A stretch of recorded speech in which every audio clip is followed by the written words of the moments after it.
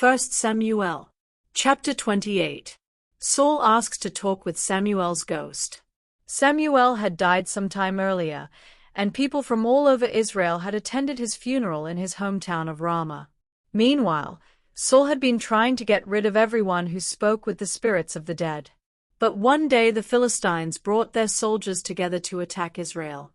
Achish told David, "Of course, you know that you and your men must fight as part of our Philistine army." David answered, "That will give you a chance to see for yourself just how well we can fight." "In that case," Achish said, "you and your men will always be my bodyguards." The Philistines went to Shunem and set up camp.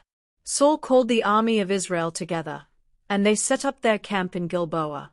Saul took one look at the Philistine army and started shaking with fear. So he asked the Lord what to do. But the Lord would not answer, either in a dream or by a priest or a prophet. Then Saul told his officers, "Find me a woman who can talk to the spirits of the dead. I'll go to her and find out what's going to happen." His servants told him, "There's a woman at Ender who can talk to spirits of the dead." That night, Saul put on different clothing so nobody would recognize him. Then he and 2 of his men went to the woman and asked, "Will you bring up the ghost of someone for us?" The woman said, "Why are you trying to trick me and get me killed? You know King Saul has killed everyone who talks to the spirits of the dead."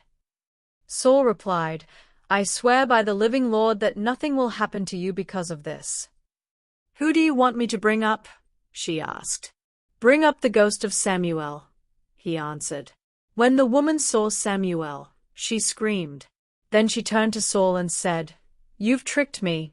You're the king." "Don't be afraid," Saul replied. "Just tell me what you see." She answered, "I see a spirit rising up out of the ground." "What does it look like?" "It looks like an old man wearing a robe." Saul knew it was Samuel, so he bowed down low. "Why are you bothering me by bringing me up like this?" Samuel asked. "I'm terribly worried," Saul answered. "The Philistines are about to attack me. God has turned his back on me and won't answer any more by prophets or by dreams. What should I do?"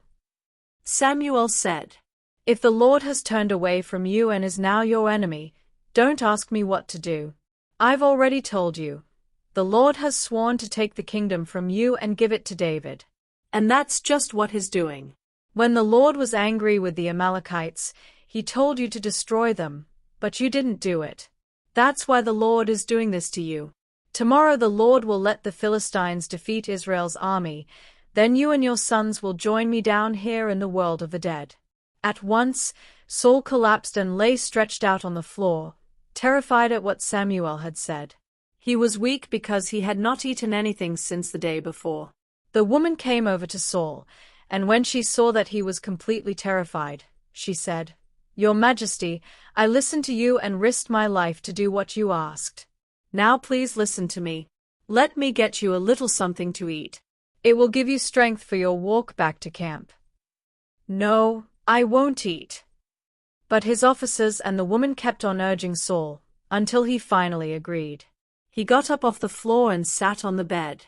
At once the woman killed a calf that she had been fattening up. She cooked part of the meat and baked some thin bread. Then she served the food to Saul and his officers, who ate and left before daylight.